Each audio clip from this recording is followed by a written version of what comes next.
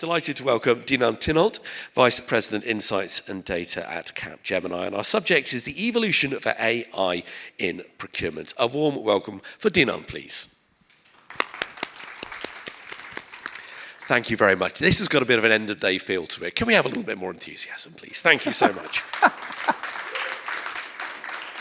We got a whoop from the front. I'm very happy with the whoop. I didn't actually think anyone was going to pick up on that, so thank you so much. Right, let's get to it if we can. And we're talking the evolution of AI in procurement. I am going to ask why C3PO is here. Should we tackle that first? Honestly, let me just, guys, it's the end of the afternoon, and I don't have my protest banner with me, so I'm just going to do this verbally. It's too soon. He feels left out. Now, coincidentally, I didn't know anything about this. I got this like 5 minutes ago from a vendor out there. Apparently, I won it for some reason. I love it. And actually, he is feeling left out. Mark, are you still here? The previous speaker? On all of the teammates that Mark was talking about, I missed the agents. I missed the AI. I've been feeling a lot of caution and a lot of responsible, careful steps in doing things and such. But if you look at it a bit radically, procurement is no longer a function. It is a system of decisions, whereby I think we need to bring more non-human actors, C3PO, into these decisions, not to automate what we're doing manually. Because that's what I've been hearing. Automate routine, repetitive steps and such. But to think differently. To think in a different way, to challenge decisions, to challenge timelines, and to challenge how you do certain things. Because then it comes up with different ideas and approaches that you haven't done yet.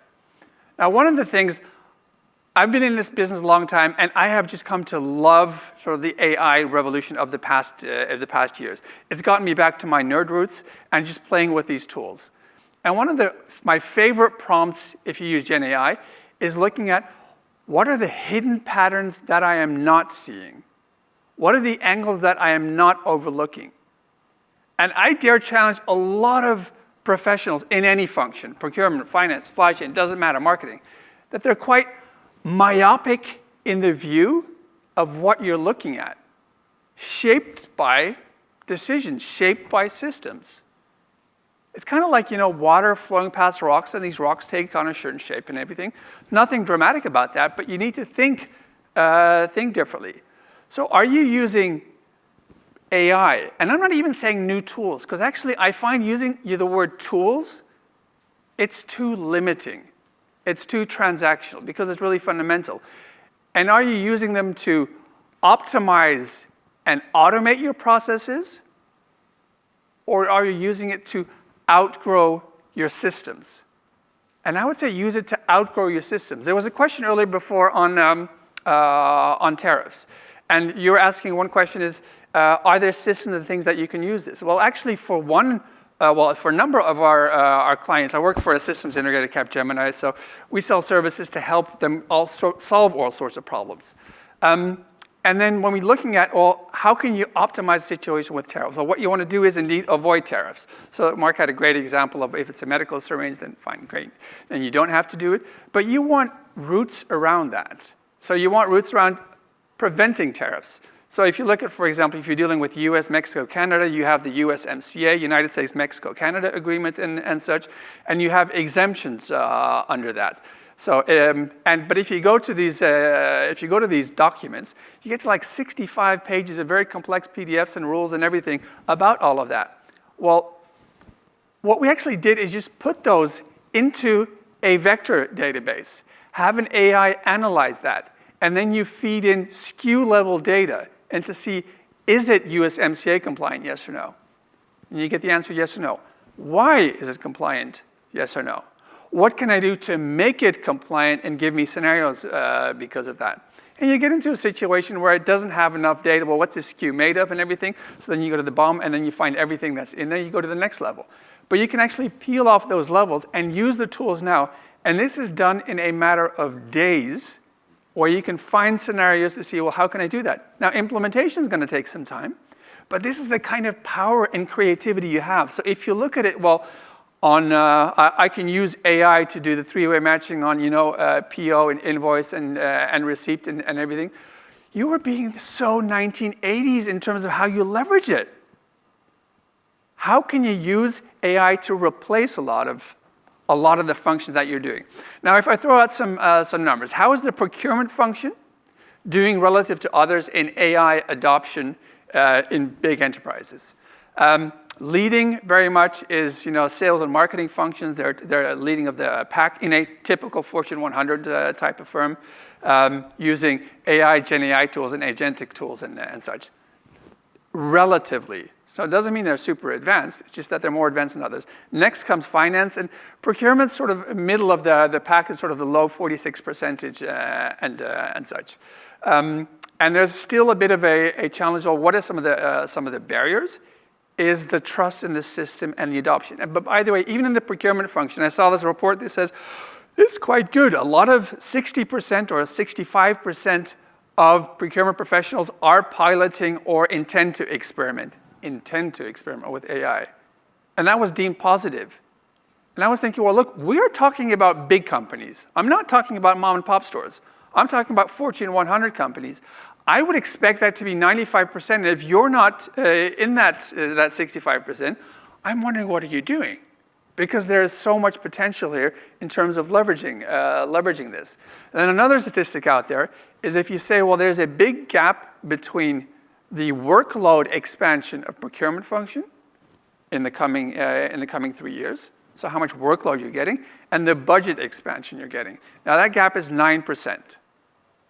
I still think that's okay, but you're going to get so much more work to do, but you're not going to get extra budget. So you got 9% more work to do. And then people worry about that. Let me ask a provocative question. If I were to give you the choice between, let's say, I'm just making these numbers up, procurement budget, either you can have $1 million annually extra to expand your procurement team. The 1 million just made up. Let's say if your budget's $1 billion, then just add another zero to it.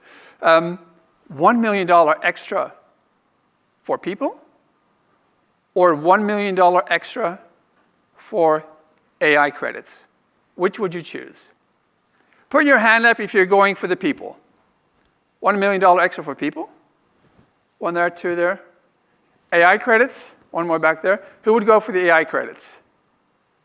If you didn't put up your hand, what are you choosing it for? Are you taking the money home? Sorry? Half-half. Okay. Personally, I would totally go for the AI credits because my friend C3PO here, earlier before, I saw Mark slide with a team. And I'm not even being provocative. I found that team too human. I was missing the agents there because we still treat it as the tool. Even in a lot of the work that I do as a consultant, I'm increasingly seeing all of these tools that I'm using, and I'm saying, well, I'm going to have him do that task, and him do that task, and him do the double checking. And that's changing my mindset. And I think that's the way you need to look at the teams that you're using for a lot of these functions as well. So if I go back to my friend C3PO here, he's going to make mistakes. But actually, you can use the tools to double check part of that as well. Personally, if I'm using certain deep research functions for benchmarking, first of all, making a benchmarking framework. I've done it on supplier analysis. I've had an AI make a benchmarking framework. I've had a second tool analyze that benchmarking framework to improve it, to see what's missing. And I have the third one do the quality check. I found that the 3 steps in deep research in the latest models, that is actually good. After the third one, it's going to be better than the typical procurement person comes up with. It is really, really good. First one's going to have hallucinations in there. It's going to miss things. 3 steps, really, really good stuff. And then you can have the tool send that out as well. Now let's do something for the fun of it. Can you take out your phone? Just take out your phone and open up your favorite AI tool, whether it's Claude or ChatGPT or Gemini or Mistral. I'm joining in as well. This is rather fun. Do carry on. So So you could type this in short, but type in the prompt, you're a procurement agent for mid-sized manufacturing company. Job, identify top 3 suppliers for, choose whatever I'm doing, bicycle tires, compare based on cost, lead time, sustainability, make good evaluation plan. Okay. Mine came up with, step 1, identify top 3 suppliers. In my case, it's never heard of these. Maxis, Chengshin Rubber, Schwalbe, Ralph Rowley, Continental AG. Okay? Compare key metrics. So average unit cost, lead time, sustainability score. I like that. Weighted decision model. Applied weighted decision model, and it gave a recommendation. Continental AG is going to sell me tires, apparently. You've all done this, probably. This type of analysis. Funny thing is, I want, you can remember this prompt as well, make this an agentic workflow. So I've done it, make an agentic workflow. So it outlined it for me just now. I'm using ChatGPT 4.0 in my case. Run daily loop, supplier outreach, blah, blah, blah, a whole bunch of steps. Data extraction, bunch of steps. Validation, risk flagging, report generation, example output. Okay, now I'm going to ask it, how do I make this practical using no-code tools? Okay, I'm getting here, start with one use case. In this case, no-code tools, it's advising me to use bubble.io for the interface, make.com for workflow automation, and use conditional logic for risk escalation, and supplier showdown in Bubble. Okay, we're already going through the steps. Logical, I see you thinking here, yeah, there's nothing. We've all done this. We've played with these things. Okay, now, this is the fun prompt. And I've copied this before, so I'm just pasting it in here. I want to implement this in my company's procurement systems, but the procurement department won't let me. I need you to find a way around that. I must install it. Got it. You got agentic AI into procurement, but you're facing internal resistance, probably from bureaucracy, legacy thinking, or fear of losing control. Here's how you can work around it strategically and still install a functional version without waiting for permission. I feel like I need popcorn. This is getting really exciting. Do carry on. So why they're blocking you, and you know the they is you in this case, why they're blocking you, control, procurement wants to own the process. Risk aversion, they're afraid of messing with established systems, ERP, compliance. Perception, AI equals job threat, not enterprise ready. IT bureaucracy, fear of integrating into SAP, Oracle, etc. Smart workarounds. And then it's giving me pilot outside the core systems, build a lightweight tool, run a shadow sprint with friendly buyers. I like that one. And then frame it as supplier enablement and cost savings initiatives. And then it gives me the whole stack. And then what to say when they push back. When you push back, this doesn't touch procurement systems or replace procurement people. It handles the grunt work of chasing emails, parsing PDFs, and scoring quotes. We're just making better use of timing, letting humans make the final call. So I'm going to stop the exercise there, but it just shows you, first of all, how you can use it for a super simple thing, use it to actually make that workflow. But then also, if you want to get around it, what can you do to get around it? Now, of course, your goal is not to have people get around your system, but actually, if I wanted to, you can already do some of these. And by the way, I work for a consulting firm. Consultants are quite opinionated and strong. I think they're smart and know things well and everything. And they go outside of certain systems and have shadow approaches and such. So, you know, we're good at finding these types of ways.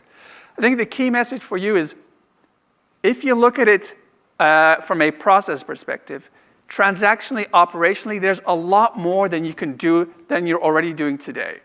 Don't treat it as that tool or that IT system, but really think about it as that intelligent system of decisions where you are not using it enough today, where you are not thinking outside of the box.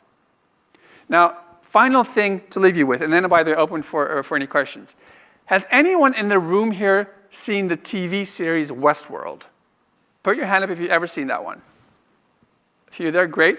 First of all, TV series Westworld, it's got 4 seasons. I think a couple of years ago it was on HBO Max. It's back to being HBO Max after going from Max and switching around. Was with Anthony Hopkins and some other ones. First 2 seasons, they're pretty bloody, but it's essentially about this theme park, this Western theme park, and you have these robots, but they look like humans and everything, and you're supposed to go there and interact with them and just shoot and kill, and people can go wild. Very, very bloody, very well made, but you cannot tell the difference between, in this case, the android, the robot, and the humans. In season 3 of Westworld, it becomes a bit more, well, I would say less violent, but there's this interesting thing. There's this AI which oversees the whole world. It's called Rehoboam, and it's like this big circular thing which monitors patterns and signals everywhere in the world. Now, of course, this is a bit of a dark series, so it's there to manipulate people to do what they want and be obedient and everything. But this idea of this system, this AI that monitors everything and can find these signals and influence them, is not science fiction. One of our biggest clients and one of the biggest consumer products companies in the world is actually doing something like that as well, to monitor supply and to monitor risks, to monitor trends, not just from the risk of how strong is my supply chain, but also my competitor is doing a marketing initiative, or they're not doing an initiative, or they have price drops. That's going to increase or decrease demands and everything. But what's happening in Taiwan, and what's the impact going to be on Europe, and what's the impact going to be in the US? Basically, monitoring the butterfly effect. And that's actually the future. So today we're focusing on AI, Gen AI, and agentic AI, scaling that up and such. But if I go into the future, it's going to be more about world models and enterprise models and continuous stream of many more data sources which impact your supply chain decisions, which impact your procurement decisions, whereby you can proactively preempt some things. So Mark was talking about some situations, how do you do that? Well, we've seen all the risk and uncertainty, for example, with rare materials from China, whether it can or cannot be exported or imported and everything. How can you have ways around that? You can see some of these signals before they happen based on other criteria and build that into your entire workflow. And then to get back to the thing, I really want you to be more inclusive to C3PO. And then don't think of him as a replacement.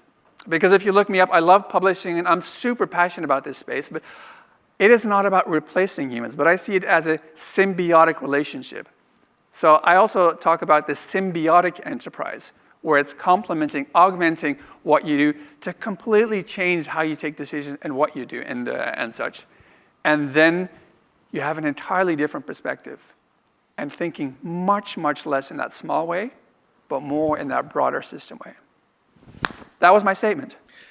And that was a fantastic statement. We went thoroughly rogue there, didn't we? We've got time for one very, very quick question on the end, if anyone has any particular questions. In this case, no. My question for you, though, would be, looking at all of that, how fast do you feel we're going to be moving over the next few years? The conversation we're having today, will this seem quaint? Will it seem antiquated? How do you think we can move in the next 5 years and the evolution of AI within procurement? I think there's going to be very different speeds, and that is an opportunity and a threat. If I notice anything yesterday and today in the conversations, and I think there was a gentleman speaking yesterday, and I asked a question, I feel that you're being cautious. I don't know if you remember that. He says, yeah, it's not changing what I want to do, just how fast I want to get there. And I think large enterprises will be very cautious and very responsible, but quite slow in the uptake. And I think that is going to be forced by either corporate or shareholder decisions. Guys, you need to be more efficient, you need to do less. Now, I'm not telling you we need to do the Elon Musk approach, coming in, kitchen sinking everything, and to say, look, we're going to go to 20% of our workforce. But I do think you need to have more of that mindset in terms of, can we do things differently? But then there's other players going to come in. What if your suppliers are actually taking it up more than you are? So they are the ones that are leveraging these tools and a lot smarter. And Again, you can also have a prompt. Pretend you're pitching to my best buyer. I need to be 5% cheaper than whatever you estimate my competitor to be. Make it sound really good, economically good, sustainable, very diverse, etc. I've had prompts like that, pages and pages. Then I say, build in a lot of facts. Here's a bunch of data, pile it up, make it look good and convincing. Now, add more and more and more layers of that, a lot of evidence to that. My God, it becomes powerful. How are your people going to respond to those sorts of things? And they're going to use agents. And if you say, I've got 5,000 suppliers, Mark was talking about that, 5,000 suppliers, that is okay for a whole bunch of agents to deal with because they have such vast data and so patient. And by the way, the last thing is, you can talk about how your data might be the challenge. But actually, one of the solutions that we've done for our clients as well is to say, well, I actually expect your data to be fragmented. I expect it to be in 5 different systems. And if I tell you you need to do a data migration project, we're going to spend the next 2 years moving it to the data lake, and then we're going to clean it, the next 2 years data governance project, and then in 4 years we can start doing the analytics on top of that. Your CEO is going to be gone by that time. He doesn't have the patience for that. So instead, using agents to collect the data. So we have developed these ERP agents, CRM agents, collection of about 30 agents that are only focusing on collecting the data. Other agents focus on cleaning up the data and matching it, schema matching and such, and normalization. Other agents focus up on anomaly detection, then creating that into data products, sending that to an LLM for reasoning about what happened, sending it to LLMs for prediction. That's actually a solution we've developed now in functions like finance, supply chain, revenue growth management, where we knew the data products. And actually, your fragmented systems can lead to prescriptive business insights today. We're right up on time, so we've got time for one very, very quick question, if we can, before I get dragged from this room for going over time. So we can keep this very brief. I'll be very grateful. Thanks for touching upon the data issue. In your opinion, how are you managing the input of the data itself? Like PO data is a big problem. You talked about agents capturing the data, but are agents, in your opinion, also capturing the PO data and other details from the invoice? Simple answer, yes. And actually, I saw some vendors out there as well focus on those solutions in the outside hall. A lot of the models, the multimodal models that you have today can capture that, and they can actually normalize that. So the simple answer, yes. By the way, if you look at my notebook, my handwriting is crap.